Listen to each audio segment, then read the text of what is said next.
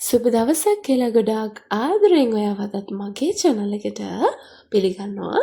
ඉතින් අදත් මම රසම රස ඩෙසර්ට් එකක් හදන හැටි තමයි කියලා දෙන්න යන්නේ. මේකට ඕනේ වෙන්නේ අමුද්‍රව්‍ය දෙකයි. බලමු මොනවද ඕනේ වෙන්නේ කියලා. මුලින්ම ඕනේ වෙනවා සාමාන්‍ය ජෙලි පැකට් එකක්. ඒ වගේම තමයි යෝගට් එකක්.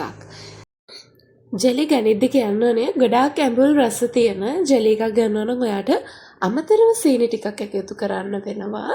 නමුත් අද මට නම් එහෙම සීනි අමුතුවෙන් එකතු කරන්න ඕනේ වුණේ නැහැ. මම අරගත්තේ ස්ට්‍රෝබෙරි රස ජෙලි පැකට් එකක්. ඉතින් මම මුලින්ම ජෙලි ටික භාජනයකට දාලා වතුර මිලිලීටර් 350ක ප්‍රමාණයක් එකතු කරගන්නවා. උණු වතුර පැකට් එකේ තියෙන්නේ නම් වතුර මිලිලීටර් 500ක් එකතු කරගන්න කියලා. නමුත් අපේ මේ ජෙලි එක හරි පදමට හදාගන්න මම අරගන්නේ වතුර මිලිලීටර් 350ක ප්‍රමාණයක්. ඔයාලත් ඒ විදිහට අරගෙන හදලා බලන්න. එතකොට වෙනදට වඩා ටිකක් ඝන ගතියෙන් වැඩිව අපේ ජෙලි එක හදාගන්න පුළුවන්. ඊට පස්සේ මම මේ එකතු කරන්නේ යෝගට් එකක්. සම්පූර්ණ යෝගට් එකම මේ ජෙලි එකට එකතු කරගන්නවා.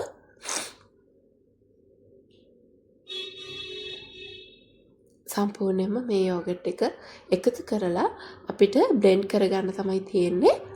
ඔච්චර තමයි අපිට අවශ්‍ය වෙන ඊට එහා කිසිම දෙයක් මේ පුඩින් එක හදන්න ඕනේ වෙන්නේ නැහැ. හැබැයි කියන්න ඕනේ සාමාන්‍යයෙන් අපි ජෙලි හදලා කනවට වඩා වෙනස්ම රසක්, අමුතු රසක් මේකේ තියෙනවා. මෙන්න මේ විදිහට සම්පූර්ණ යෝගට් එක මම මේ වෙලාවෙදි එකතු කරගත්තා. යෝගට් එකතු කරගන්න බෑ කියලා හිතෙනවා නම් ඔයාට ඒ වෙනුවට ටින් කිරි අරගන්න පුළුවන්. දැන් මම කරන්නේ බ්ලෙන්ඩර් ජාර් එකකට මෙන්න මේ මිශ්‍රණය දාලා හොඳට මේක බ්ලෙන්ඩ් කරගන්න ඕනේ.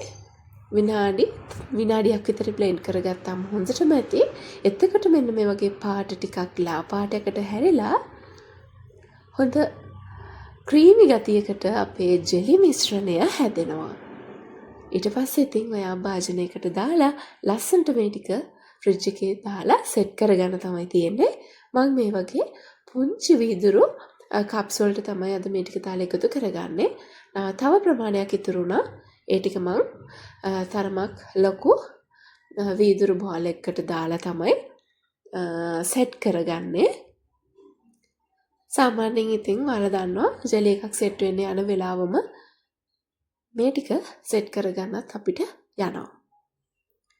ඉතින් ගෙදරට අමුත් එක්ක එන වෙලාවකට ඔයාලට කල්ලාතුව මේ වගේ දෙයකට ලෑස්ති වුණොත් ගොඩක් ආස හිතෙන විදිහට යාට අතුරුපසක් පිළිගන්වන්න පුළුවන්.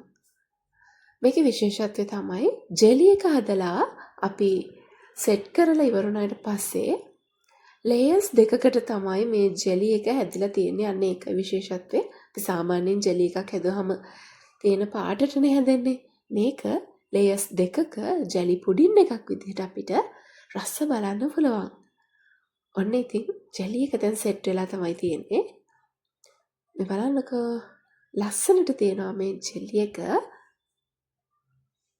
ඉතින් ඔයාලට මතක් කරනවා තාමත් ඔයා මගේ channel එක බලන්නේ subscribe කරන්න නැතුව නම් subscribe කරලා මාත් එක්ක දිගටම එකතු වෙන්න කියලා ඔයාගෙන් ගොඩාක් ආදරෙන් ඉල්ලනවා. ඒත් එකම තමයි subscribe කරලා ඉන්න හැමෝටම ගොඩාක් ස්තුතියි කියලා කියනවා. එහෙනම් අදට ගිහින් එන්න.